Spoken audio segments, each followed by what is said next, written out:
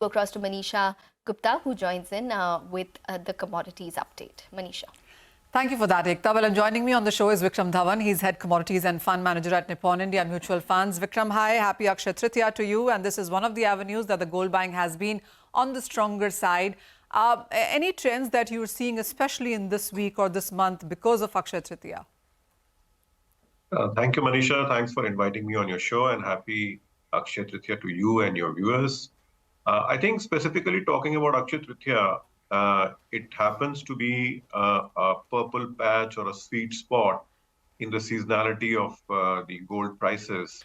More often, obviously, I have to qualify that it also depends upon what the other factors are doing, which affect the gold prices. But I think don't be surprised if your viewers tell you that they bought gold in Akshaya Tritiya and made money, because that has been the seasonality of this market. Now, coming to the gold market per se, I think the various factors which are driving the gold prices, the two most important which stand out are the central bank buying and the Chinese buying. Now, the question is why the central banks are buying and why the Chinese are buying. First, I'll come to the Chinese, and I think it's a very stark reminder of investor behavior. The Chinese demand is actually a reminder how the investor behavior changes when the market cycles and economic cycles turn. It's from euphoria with their real estate market and equity markets has now turned into disenchantment, and they're all rushing towards gold. And I think it clearly states the long-term view on wealth creation is that you have to focus on compounding and diversification, because you can imagine that if you have to add gold to your portfolio or silver to your portfolio at current prices, it's not a very cheap proposition. So I think it's a clear indication that don't put all your eggs in one basket, because unless you're blessed to forecast the cycles in the market turns accurately. Now, and the Chinese demand also very well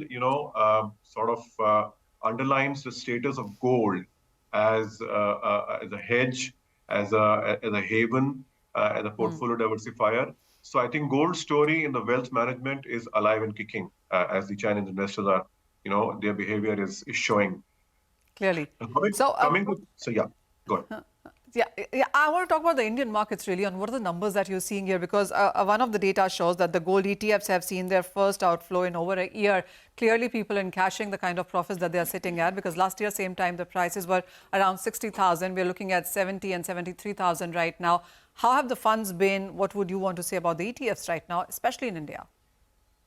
So I think if you talk about, we would like to see over a period of a year or 1 to 3 years, because you can have shuffling of portfolios, and there could be some tactical calls which are being, put in and taken out in the market. So we won't read too much in a month or a 2-month, flows or outflows in the gold funds. But having said that, last financial year was an excellent year for gold funds and silver funds as well.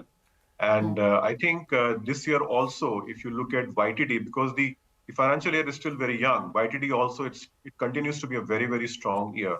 But I think, Manisha, unfortunately, despite all the flows that we are getting, the industry is getting, the flows into gold ETF is still just 3 to 4% of the total gold market. So which means that still today, 96, 97% or even higher is still being bought in physical term. So I think there we need to have we need to have change in policies and mindsets and regulation to encourage the financialization of gold, because there's no point shoving gold bars under your mattress and holding jewelry. You do that also, but I think the Indian ETF, gold ETF flows can be much larger than what they are right now. Clearly. I also want to talk about your Nippon performance in the last 1 year. What kind of returns have you yielded for your investors? That perhaps would be a push for people to start investing in financialization of gold rather than in physical. So obviously, I mean, we can't tell you exact numbers, because, but that's for the the investors to see on our website or on the fact sheets. But I think if you look at gold in INR terms, in past 10 to 15 years, it's given somewhere between the debt return and the equity return, which sort of suits the the investment objective, or especially those investors which are using capital market for wealth creation. It suits, and obviously the gold being one of the better solutions to diversify your portfolio. So I think it sits very well in terms of how it has performed, both in terms of returns and how it has protected the portfolios. Vikram, what's your sense from here on? Because the global ETFs have not done so well. We've seen constant redemption coming in for that. Has India stood in contrast of that?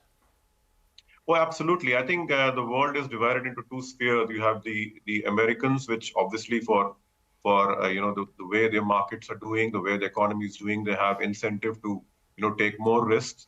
But rest of the world is mostly net positive, and I think Indian investors have done very well and very well positioned themselves into this rally. Whether it is the physical demand or whether it is the flows into ETFs in the past 1.5 years when the rally actually started picking up steam, they have done pretty well. But looking ahead, I think two points stand out.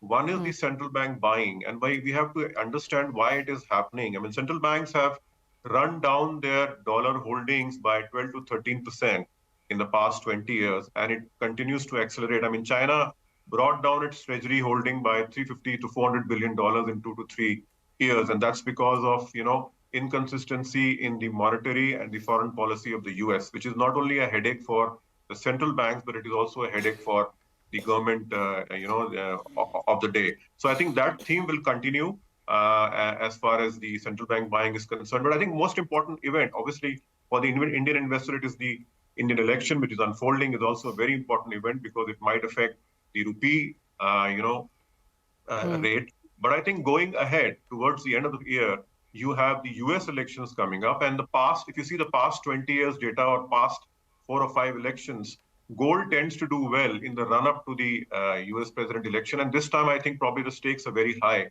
So I think you might be probably seeing that kind of rally building up at this point of time. But having said that, a word of cautions, there are a lot of hedge funds, a lot of momentum funds which have piled into gold. So at some point, profit taking will happen. So it may not be as smooth a ride as investors are expecting. Okay, I have a final question then, Vikram. What's your own sense really on where the gold prices are headed? Because most of the reports are still suggesting that this is a correction, whatever we are seeing from its all-time highs, but we still have more and further and higher highs to make from here. So I think I'm very encouraged by the behavior of the Chinese investors. I think the Bitcoin story is behind us, and I think people don't realize the more mainstream Bitcoin becomes, the better it is for gold, because you have to remember when the lights go out, the gold bar still remains the gold bar, but Bitcoin is and I don't want to say too much about what Bitcoin has done.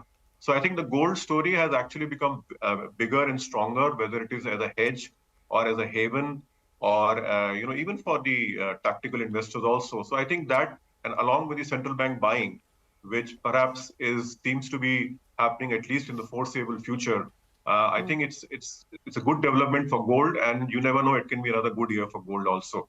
Yet another good year for gold. Okay. Okay, all right, Manisha, as well as Mr. Dhawan, I'm sure we all are hoping for that as well in terms of the equity markets. But thanks very much for joining in and giving us that perspective on gold. India's love for gold continues, and especially on an auspicious day like today. But let's move on now. Earlier today, we did